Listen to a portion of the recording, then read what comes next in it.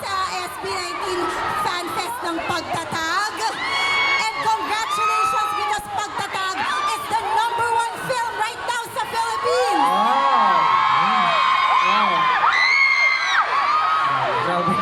Alam nyo, it has been my honor to host the premiere night. Napakasaya na makita at mapanood ang inyong film. At gusto ko lang naman matanong, kamusta ang pakiramdam nyo after seeing the film? Diba? Grabe. Dali na. Time first. Nung napanood po namin yung documentary dun mismo sa big screen sa loob ng cinema, parang medyo bumabalik lang din po syempre yung mga panahon na parang siguro po similar nung nag-viral yung video namin na parang dati nanonood lang kami, nagte-training kami, tapos after training, daan kami sa cinema pag may konting time. Ngayon, parang kami na yung pinapanood sa sine. So, nakakatuwa po, nakakataba ng puso. Ay, grabe talaga. And also, congratulations because Billboard Power 100 sa Korea, di ba?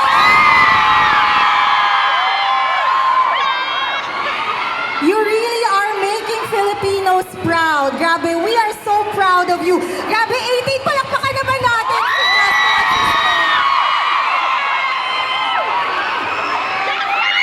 Kamusta naman, Stel?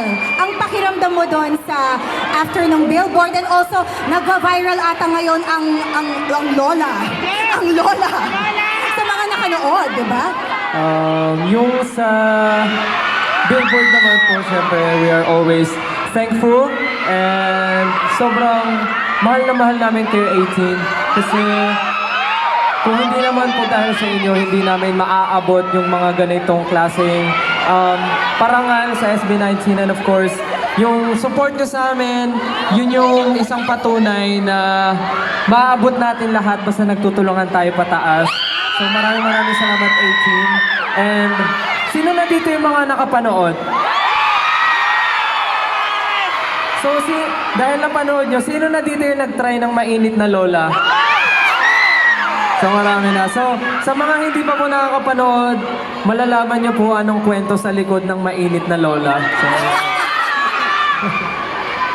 Grabe talaga. As in, really something to look forward to. Ngayon naman, meron ba kayong message sa ating lahat? Ngayon na parang magsasara na ang Pagtatag era, di ba? And we're gonna look forward to a new era. ready na ba kayo sa next era? Dahil magsasara na po ang Pagtatag, syempre, wala nang makakapasok. Kasi sarado na siya. But yes, bago po namin isara ang Pagtatag era, syempre gusto namin pasalamatan lahat ng mga taong tumulong sa amin sa buong journey namin sa pagsibol, sa Pagtatag.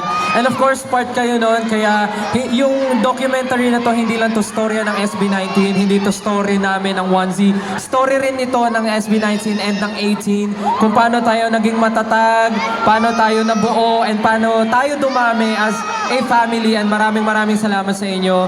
Kaya naman, naging #1 din ang Pagtatag documentary dahil sa inyo. Kaya sana po, supportahan nyo dahil today will be the last day ng ating bukas. Excited magsara eh. It's a prank! Pinaprank ko lang kayo. Then tomorrow will be the last day ng screening sa mga sinihan. Kaya sana po panoorin nyo. And maraming salamat 18. Mahal na mahal po namin kayo. Gusto rin po namin pasalamatan, syempre, ang 1Z Entertainment, ang aming kumpanya. Maraming salamat sa inyo, guys. Syempre, First Light Studios, kay Direk Jed. Mayon, thank you so much. Columbia Pictures, Sony Music Philippines, syempre, Gateway for having this. Maraming salamat po. At syempre, sa ating mga ninang, ayan, kitang-kita naman, ang TM, ayan po ang TM, ang Acer, ang Macdo, at syempre ang Pure Gold. Maraming salamat po, Nina. At syempre, again, ang 18. Maraming salamat sa inyo. And tulad nga po na sinabi namin, last day ng limited screening natin, tomorrow. Kaya sana mo po makahabol kayo.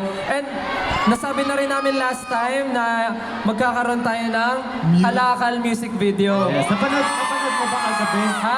Napanood mo ba kagabi? Oo, napanood ko kagabi. Sobrang... May pinapanood sa atin Oo nga kagabi. eh. Excited ba kayo sa music video ng Kalakal? Yes. And it will be on September 11.